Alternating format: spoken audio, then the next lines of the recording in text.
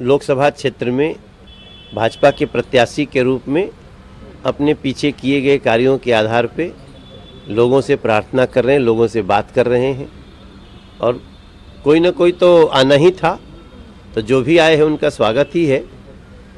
लेकिन कांग्रेस की सोच ये जरूर लोगों को अचंभित कर दी है कि क्या कांग्रेस में कोई एक ऐसा व्यक्ति नहीं मिला जिसको जो देश का सम्मान करता हो, जो सेना का सम्मान करता हो, जो देश की संस्कृति का सम्मान करता हो, उसको प्रत्याशी बनाए। तो मुझे लगता है कि दिल्ली की जनता कांग्रेस का और इसके गठबंधन का परिचय पा चुकी है। इनके शीर्ष नेतृत्व के बारे में पर्दाफाश हो चुका है और बाकी जो भी आएगा हमारे क्षेत्र में तो 14,600 करोड़ का काम तो देखेगा ही।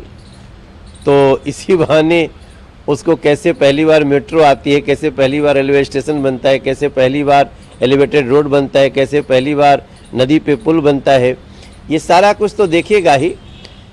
और मेरा मानना है कि जो भी आया है ना वो 40 दिन के भ्रमण पे आया है, वो भ्रमण करके चला जाएगा। हम कल भी सेवा में थे, आज भी सेवा में हैं, कल भी सेवा में रखेंगे लोग, ऐसा मेरा विश्वास है। हमारा जो कार्य है पहले तो हमें वो बताना है, बाकी जनता को कुछ बताना नहीं पड़ता है, उसको सब पता होता है। और मनोज तिवारी भी अपनी कोई बात छुपा नहीं सकता और दूसरा भी कोई अपनी बात छुपा नहीं सकता। बात निकली है तो दूर तलक जाएगी। बनाया है कांग्रेस ने, कैसे देखते हैं आप? सबसे पहले तो डॉक्टर बाबा साहब भीमराव अंबेडकर जी की जयंती के मौके पे मैं नागपुर में था, महाराष्ट्र में था, और उस वक्त खबर आई कि कांग्रेस पार्टी ने मुझे दिल्ली से प्रत्याशी बनाया है। तो मैं दिल्ली की जनता का आभार व्यक्त करना चाहता हूं, उनको कोटि कोटि धन्यवाद देना चाहता हूं। मैं आभार व्यक्त करना चाहता हूं दिल्ली प्रदेश कांग्रेस कमेटी के हमारे सभी कार्यकर्ताओं का, सभी नेताओं का, सभी पूर्व विधायकों का, सांसदों का, मंत्रियों का, कि उन्होंने ये फैसला लिया है। इससे एक जो है मैसेज जाएगा देश में कि हम मजबूती से जो है लोकसभा चुनाव लड़ रहे हैं। और इसी मौके पे हम धन्यवाद देना चाहते हैं हमारे कांग्रेस पार्टी के शीर्ष नेतृत्व का कि उन्होंने मुझे योग्य समझा है। दिल्ली की जो देश की राजधानी है वहां से प्रत्याशी के तौर पे खड़ा करने का फैसला उन्होंने लिया है, उम्मीदवार बनाने का। निश्चित तौर पे जो है हम उनकी उम्मीदों पर खरा उतरने की कोशिश करेंगे। और देश में जो हमारी न्याय की मुहिम है, जो न्याय की लड़ाई है, जो हम 5 न्याय की बात कर रहे हैं, युवाओं की न्याय, महिलाओं के, किसानों की न्याय, और जो इस देश के भीतर जिन लोगों के साथ भी, चाहे वो किसी भी जाति वर्ग समुदाय के हों, किसी तरह का कोई अन्याय हो रहा है तो उस अन्याय को समाप्त करके न्याय की स्थापना करना, जो हमारा न्याय पत्र है उसके संकल्पों को लागू करने की हम कोशिश करेंगे, उनके उम्मीदों पर खरा उतरने का प्रयास करेंगे। प्रधानमंत्री ने भी कहा कि टुकड़े टुकड़े गैंग की सुल्तान है कांग्रेस, इस साबित हो गया इस लिस्ट के बाद। 100% प्रधानमंत्री जी तो बहुत दूर की देख लेते हैं, तो जो कांग्रेस ने अपनी सोच दर्शाई है वो अब दिल्ली वासी भी समझने लगे। प्रधानमंत्री का एक बयान कल का, टुकड़े टुकड़े गैंग का सुल्तान कह दिया कांग्रेस को। अब देखिए, जब चीफ ही ऐसी बात करेंगे तो स्वाभाविक रूप से जो है उनके बाकी कमांडर जो है वो वही भाषा बोलेंगे। तो मैं यही कह रहा हूं कि प्रधानमंत्री हो या भाजपा के कोई भी नेता हो, आज उनके पास कोई एजेंडा नहीं है। वो ये बताने में सक्षम नहीं है कि 10 साल में उन्होंने देश के लिए क्या किया है, दिल्ली के लिए उन्होंने क्या किया है। दूसरी तरफ इंडिया ब्लॉक है और इंडिया ब्लॉक के हर पार्टी के नेता के ऊपर मनमानी कार्रवाई की गई है। सुप्रीम कोर्ट केजरीवाल पहुंचे हैं अपनी गिरफ्तारी को लेकर, क्या लगता है राहत मिलेगी या क्या कहेंगे आप?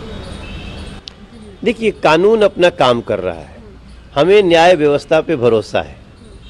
हमें पता है कि सत्ता का लोभी एक व्यक्ति सत्ता के बिना छटपटा रहा है, उसको चैन नहीं आ रहा है। राजमहल में सोने की आदत है, कहाँ उसको जेल के कमरों में अपने कर्मों से रहना पड़ रहा है। तो उस सत्ता के लोभी को, एक भ्रष्टाचारी को, उसके भ्रष्ट आचरण की सजा मिलेगी ही, ऐसा मेरा विश्वास है। बाकी कानून पे हमें पूरा विश्वास है। आपके सामने जो कैंडिडेट है वो 2 बार के सांसद है, मनोज तिवारी, कितनी चुनौती मानते हैं आपने? देखिए, कोई ना कोई तो सामने होगा ही। जब चुनाव हो रहा है, इट्स लाइक कि जब कोई टूर्नामेंट होता है, कोई गेम होता है तो 2 टीम होती है, तो कोई ना कोई तो सामने होता ही। मेरे ख्याल से व्यक्ति महत्वपूर्ण नहीं होता है, विचार महत्वपूर्ण होता है, मुद्दा महत्वपूर्ण होता है।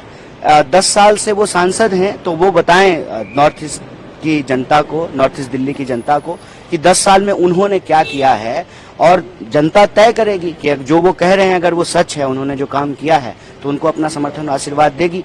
मुझे लगता है कि दिल्ली में भाजपा जो है कोई काम नहीं करती है, सिर्फ और सिर्फ जो इंडिया ब्लॉक की पार्टियां हैं उनको परेशान करना, तंग करना। जैसा कि आप जानते हैं कि दिल्ली के चुने हुए मुख्यमंत्री को बिला वजह जो है जेल में डाल दिया गया है, कई मंत्रियों को जेल में डाल दिया गया है। तो जो एक चुनी हुई सरकार है उसको अस्थिर करने का प्रयास किया जा रहा है। तो कहीं ना कहीं ये दिल्ली का अपमान है, दिल्ली के आम लोगों का अपमान है, दिल्ली के अंदर जो लोकतांत्रिक प्रक्रिया है उसका मजाक उड़ाया गया है। मुझे लगता है कि इन चीजों का सवाल जो है इन चीजों पर जनता जरूर पूछेगी और इसका जवाब जो है माननीय सांसद जी को देना पड़ेगा। राजनाथ सिंह ने भी कहा है मछली खाइए लेकिन लोगों की भावनाओं को मत खेलिए, क्या कहेंगे? देखिए, मेरा मानना है कि ये जो शुद्ध स्वच्छ आचरण होता है, जनता वो अपने नेतृत्वकर्ताओं से जरूर अपेक्षा करती है।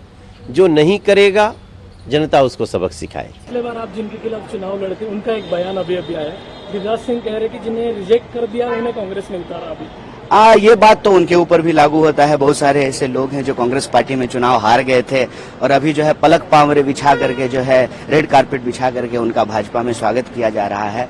हम यही कहते हैं कि आपकी बात में ना एक सच्चाई होनी चाहिए, एक ईमानदारी होना चाहिए। आप न्यायपूर्ण बात करें, आप ऐसी बात करें जिससे जनता को हंसी ना आए।